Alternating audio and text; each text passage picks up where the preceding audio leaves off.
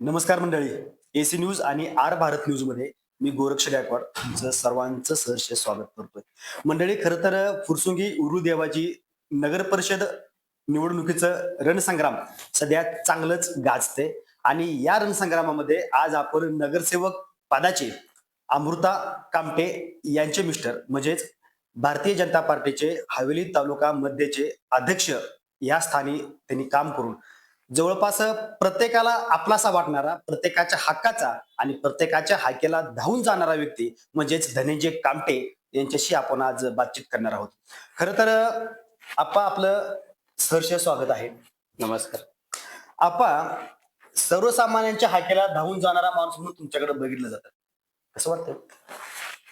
खरं पाहिलं तर आपण जे आता बोलला त्याच्यातनं मनातून एक आदराचा भाव नसलेलं किंवा मी सर्वसामान्य लोकांच्या कुटुंबातला व्यक्ती आहे असं मला वाटतं.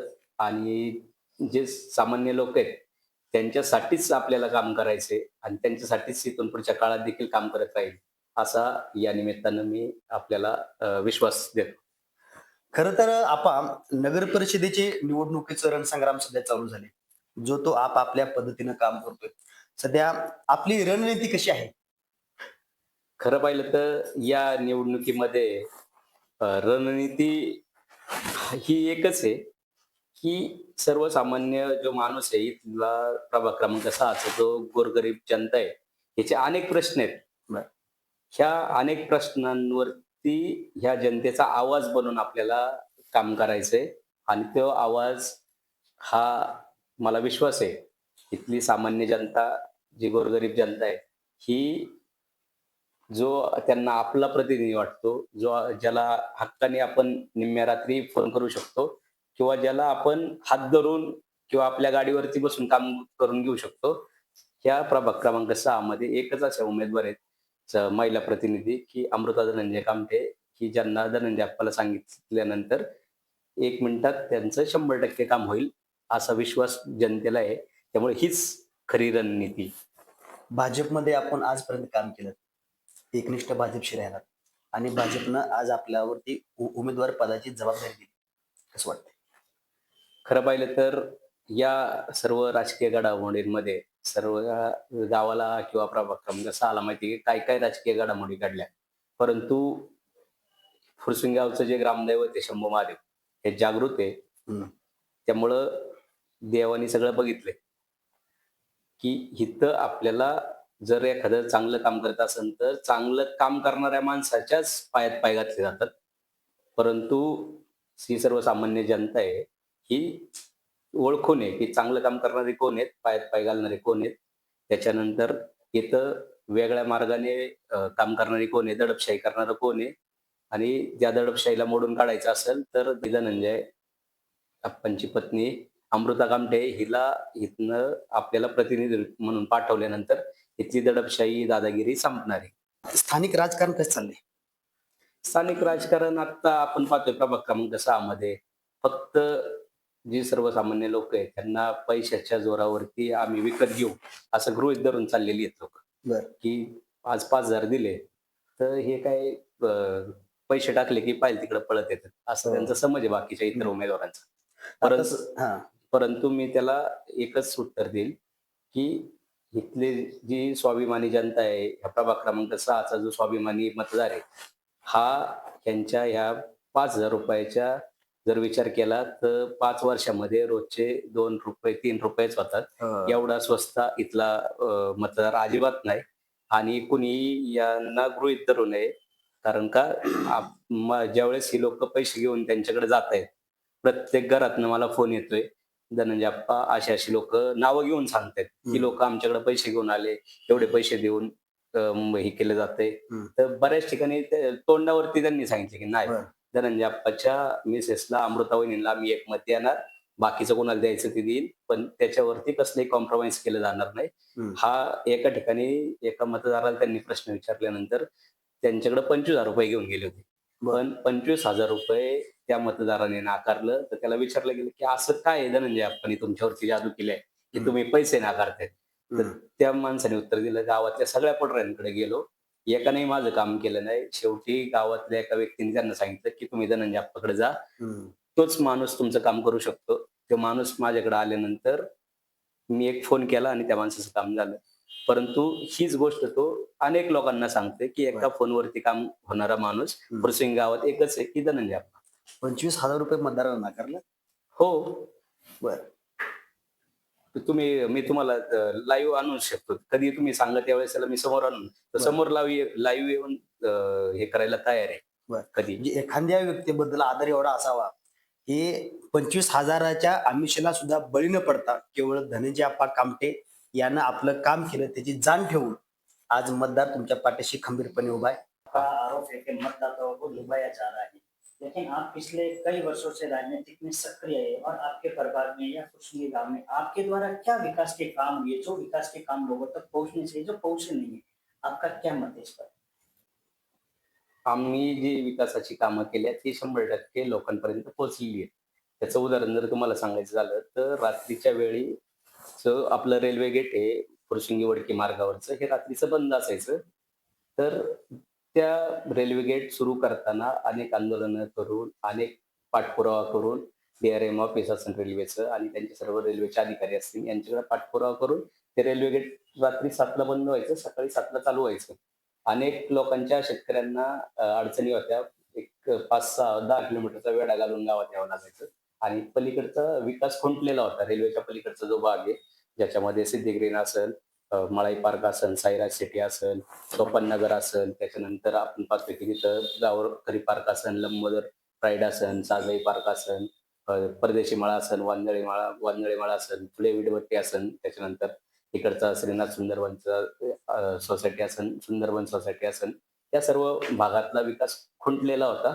जे रेल्वे गेट आपण चालू केलं त्याच्यानंतर या भागाच्या डेव्हलपमेंटला सुरुवात झाली आणि खंडोबा माळावरचा परिसर असेल, शिवचैतन्य नगर असेल, अ, राजविश्व सोसायटी असेल, नारायण नगर असेल, खंडोबा माळ असेल, परशुराम कामठी नगर असेल, भगवान कामठी नगर असेल, मल्हार पार्क असेल, सगळ्या ठिकाणी त्या रेल्वे गेट चालू केल्यामुळे तिथला जे मार्केट आहे ते वाढ होऊन त्या ठिकाणी सर्वमान्य लोकांना त्याचा 100% फायदा होतोय त्या रेल्वे गेट चालू केल्यामुळे. आणि जनता देखील त्या रेल्वे गेट सुरू केल्यामुळं आज सर्व ठिकाणी सगळ्या एरियामध्ये सांगितलं जातंय की हे फुरसुंगी वडकीचं रेल्वे गेट जे बंद होतं ते धनंजय अप्पांनीच चालू केलंय.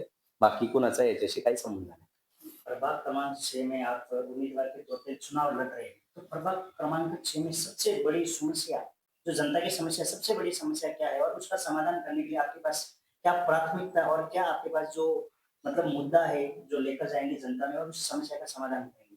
प्रभाग क्रमांक 6 मध्ये आपण पाहतोय की घरोघरी पाण्याच्या नळ द्वारे पाणी मिळालं पाहिजे. हा विषय तर MGP जी पाणी योजना आहे मुख्यमंत्री पेयजल योजना, याच्यासाठी राज्याचे मुख्यमंत्री आदरणीय देवेंद्रजींनीच सुरुवातीला मुख्यमंत्री असताना निधी दिला होता आणि दरम्यानच्या सरकार बदलल्याच्या नंतर योजना बंद पडली होती. त्यावेळेस आपण पाहतोय की या योजनेकडे कोणाचं लक्ष नव्हतं. त्यावेळेस अनेक आंदोलनं 4-5 वेळा आपण आंदोलनं करून या ठिकाणी ही पाणी योजना सुरू केलेली आहे. गावातली पाण्याची लाईन टाकत नव्हते. आपण ती टाकायला लावली. गावात जी पाण्याची टाकी आहे महादेव मंदिराच्या मागची मोठी, ती पण आपण टाकायला लावली. त्याचं काम पूर्ण झालं. ती लाईन जोडायला लावली. लाईन जोडल्यानंतर आता आपण पाहताय, की इथं घरोघरी पाण्याचे जे कनेक्शन आहे, 6 महिने त्या लोकांनी कनेक्शन घेतले, परंतु त्यांना पाणी दिलं जात नव्हतं. आपण ते चालू करायला सांगितलं.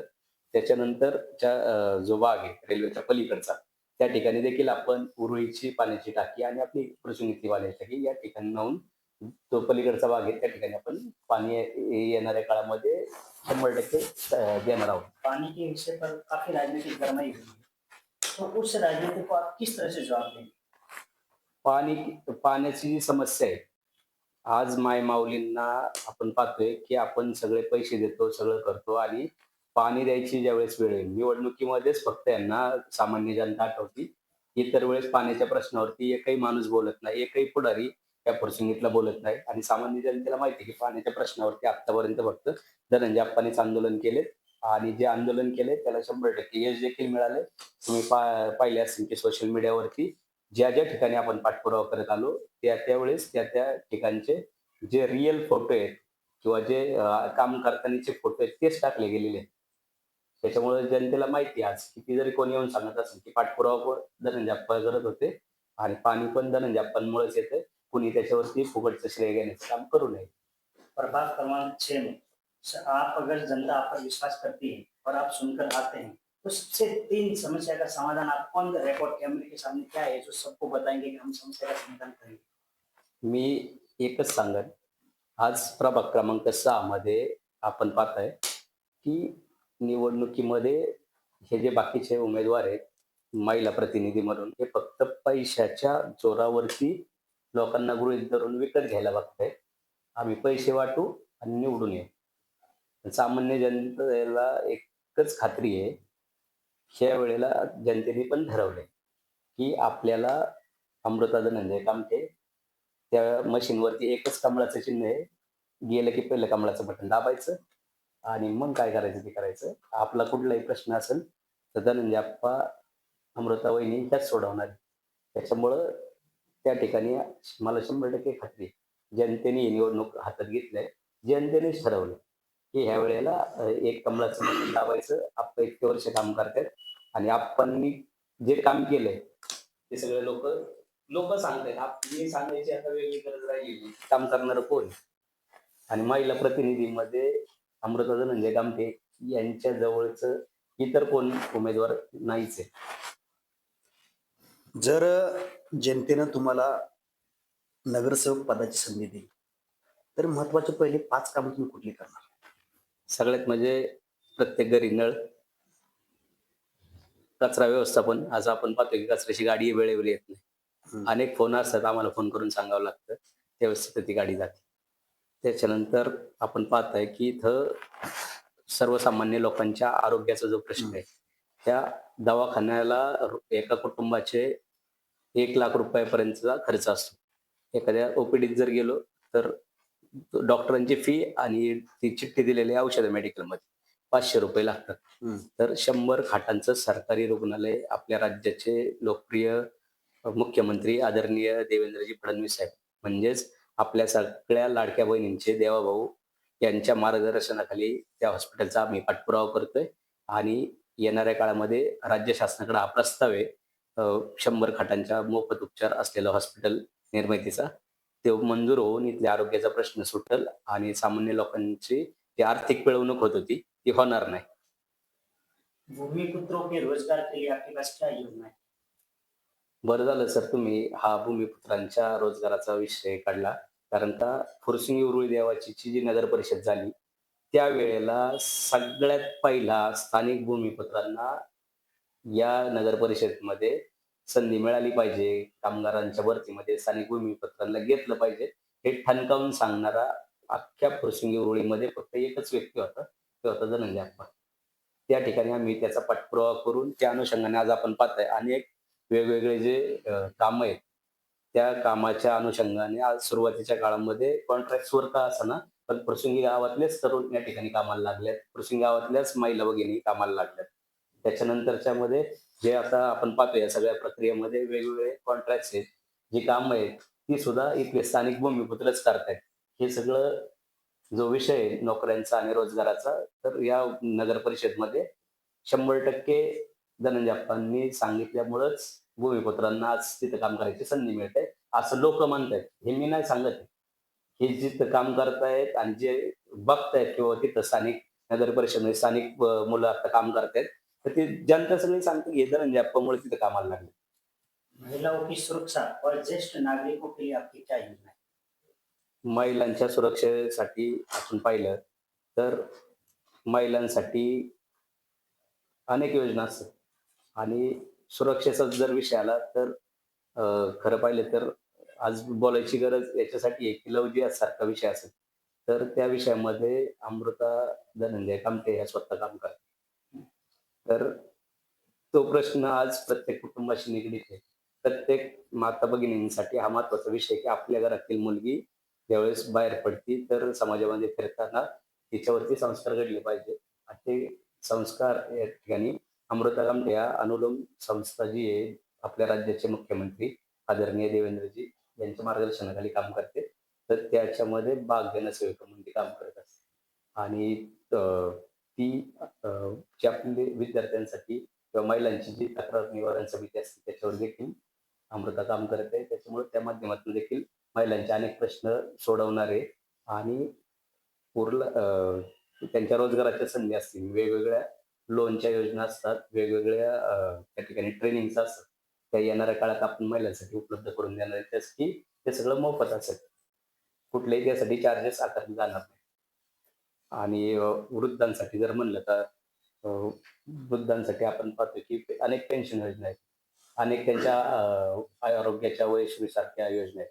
त्या देखील आपण त्या चालू करणार आहोत. त्या चालू केल्यामुळं या ठिकाणी त्यांना जे सामान्य लोक आहेत किंवा त्यांना दवाखान्याचा जो खर्च आहे तो पण त्यातनं मिळणार आहे. आणि विरंगुळा केंद्र असेल, त्यांना वाचनालय असतील, सर्व गार्डन्स असतील, मुलांना आणि वृद्धांना दोघांना त्याचा फायदा होईल अशा पद्धतीने आपण ते करणार. आपण आजपर्यंत अनेक कामं केली आहेत. विशेषतः म्हणजे बस आपल्या गावात आणली फुरसुंगीमध्ये. तो अनुभव कसा होता बरं आपला? आपल्या फुरसुंगीतनं हडपसरला जी बस जाते वडकी मार्गे, तर ही बस सुरू करायचा विषय असा आला की इथले म्हणजे बस सुरू करण्यासाठी मला एका रेल्वेच्या पलीकडे जो वाघ आहे खंडोबा माळावरचा, तिथनं फोन आला की आप्पा बस आपल्याला जरुरी आहे, तर ती चालू करायची. म्हणलं का जरुरी आहे? हम्म. तर त्यांनी सांगितलं की मला गावातनं रेल्वे गेटला यायला माझ्याकडनं ₹125 घेतले गेले. रिक्षासाठी. हा. तर मग मी माहिती घेतल्यानंतर समजलं की म्हणलं ठीक आहे, आपण एवढं जर पैसे लागत असतील तर गोरगरीब सामान्य लोकांना सोय झाली पाहिजे. हो. म्हणून मग शाळेतले विद्यार्थी असतील जे हडपसरला जायचे शाळेच्या कॉलेजच्या निमित्तानं, हम्म. अनेक व्यावसायिक आहेत, रोजगारासाठी नोकऱ्यांसाठी लोक जाणारी रोजची खूप वर्दळ आहे त्या प्रसंगी वडकी बसला. तर ती बस आपल्या भागातून आपण सुरू केली. त्याच्यामुळं आज आपण पाहतो की दळणवळणाची साधनं आहेत, सामान्य जनता खुश आहे आणि लोकांमध्ये त्याच्यासाठी एक आनंदाचं वातावरण देखील आहे. खूप गर्दी व्हायची. परत आपण मग दुसरी बस चालू केली. हम्म. टायमिंगचा आज आपण पाहतो की 20 मिनिटाला ते अर्ध्या तासाला बस बस येते. आहे.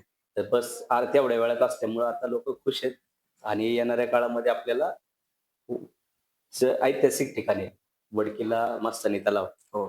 तर पुण्यातला शनिवार वाडा, पण ती तिसरी बस चालू होईल आणि तिसरी बस चालू झाली तर ऐतिहासिक पर्यटन स्थळ असल्यामुळे त्या ठिकाणी रोजगाराच्या संधी तिथं उपलब्ध होतील आणि आपल्या फुरसुंगीतून जाणार तर आपल्या लोकांना माहिती होईल की बाबा ही बस आपल्याला कशी फायदेशीर आहे. तर अनेक जी कमी पडते बसची संख्या ती पण होईल, वेळेचा सदुपयोग होईल आणि जी 15 मिनिटं बस सेवा कशी येईल त्यासाठी आपण प्रयत्न करू. आपका सुनाली एजेंडा क्या होता इस प्रभाग क्रमांक 6 के लिए?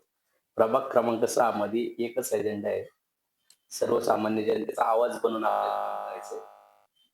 त्यासाठी अमृता धनंजय आमचे हा एकच पर्याय आहे, जो की आपण 24 तास कुठल्याही क्षणी फोन केल्यानंतर तुम्हाला नगरसेवकाच्या घरी जायची गरज पडणार नाही.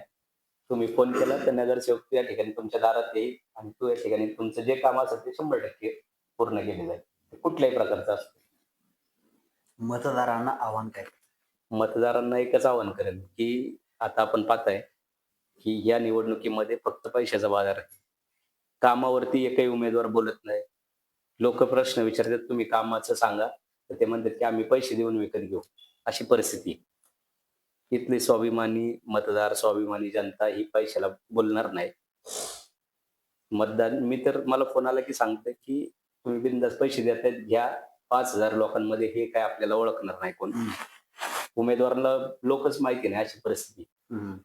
तर त्याच्यामध्ये एकच सांगेल की ज्या दिवशी निवडणुकीचं मतदान असेल, पैसे घ्या. तिथं गेल्यानंतर आपल्याला कोणाला मतदान केलंय कळलं नंबरचं. त्याच्यानंतर तुमचे सगळे प्रश्न सुटणार आहेत. तुम्हाला कसलीच काळजी करायची गरज नाही. की सध्या पाण्याचं राजकारण चालू आहे. टँकर माफिया, गुंड माफिया असं बोललं जातं बाहेर. त्याकडे तुम्ही कसं बघताय? मी पहिल्यापासून सांगतोय की फुरसुंगी उरुळी देवाचीच्या पाणी प्रश्नावरती सगळ्यात जास्त आंदोलन जर कोणी केले असेल तर ती धनंजय अप्पानी. सगळ्यांना माहिती आहे. तुम्ही पोलिसांचे रिपोर्ट काढा, तुम्ही सामान्य जनतेचे रिपोर्ट काढा, पत्रकारांकडनं माहिती घ्या. सगळी लोक तुम्हाला सांगतील की पाण्याच्या प्रश्नावर प्रामाणिकपणे काम करणारा ह्या फुरसुंगी उरुळीत एकच नेता आहे, धनंजय अप्पा. आणि जोपर्यंत सामान्य नागरिकाच्या प्रत्येक घरात पाणी येत नाही, एकाही मायमाऊलीला डोक्यावरती हंडा घ्यायची वेळ येणार नाही.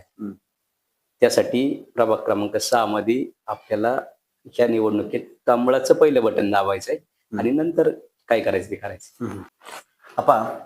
आपल्या भागातील शेतकऱ्यांना सुद्धा अनेक समस्यांना सामोरं जावं लागत होतं. तुम्ही त्यासाठी काय केलं आणि काय करणार आहात? आपल्या भागात शेतकऱ्यांच्या प्रमुख अडचणी होत्या की शेतकऱ्यांना लाईट नसायची, तर आणि डीपी जर जळाली एखाद्या शेतकऱ्याची तर त्या भागात 10-10, 15-15 दिवस डीप्या बसत नसायच्या. आपण ज्यावेळेस आपल्याला समजलं की बाबा असं असं डीपी जळती आणि मला फोन आल्यानंतर आपण त्या ठिकाणी स्पॉटवर गेल्यावर एका दिवसात डीपी बसवायचं काम केलेलं आहे. हे सगळे शेतकऱ्यांना माहिती आहे. त्यांची लाख लाख रुपयाची शेतीमाल त्यावेळेस उन्हाळ्याच्या काळात जळून जायचे. त्यावेळेस आपण शेतकऱ्यांच्या डीप्या बसवल्या. त्याच्यानंतर मध्ये जो मोठा पाऊस झाला, शेतकऱ्यांचं नुकसान झालं, त्यावेळेस सगळ्यात पहिला आपण मुद्दा उचलला की शेतकऱ्यांच्या जे नुकसान झाले त्याचे पंचनामे होते, त्यांना नुकसान भरपाई मिळाली पाहिजे, असे विषय आहेत. त्याच्यानंतर शेतकऱ्यांचा प्रमुख मुद्दा आहे आपल्या प्रभाग क्रमांक 6चा, शेतकऱ्यांना जी टीपी स्कीम आणि रिंग रोडचा विषय हा अतिशय ज्वलंत आणि शेतकऱ्यांच्या भवितव्याचा पुढच्या पिढीचा प्रश्न आहे. या टीपी स्कीमसाठी आम्ही सगळी मंडळी सरकारच्या पाठीशी पाठपुरावा करतोय आणि येणाऱ्या काळात 100% टीपी स्कीमची योजना होणार. सगळे शेतकरी सदन होतील आणि शेतकऱ्यांना त्याच्या माध्यमातून एक व्यावसायिक किंवा चांगलं उत्पन्न येणाऱ्या काळात होणार आहे आणि त्यांची मोठी डेव्हलपमेंट आपल्या या प्रभाग क्रमांक 6 मध्ये होईल, ज्याच्यासाठी सामान्य लोकांना या ठिकाणी आवश्यक असलेल्या सगळ्या गोष्टी आपण सरकारच्याकडं आदरणीय देवेंद्रजींकडे यासाठी पाठपुरावा करतोय. जो फुरसंगी में अभी जो चल रहा है टैंकर माफिया का मुद्दा, तो ये टैंकर माफिया अफवाह है या राजनीतिक मुद्दा है, इस पर क्या कहेंगे आप?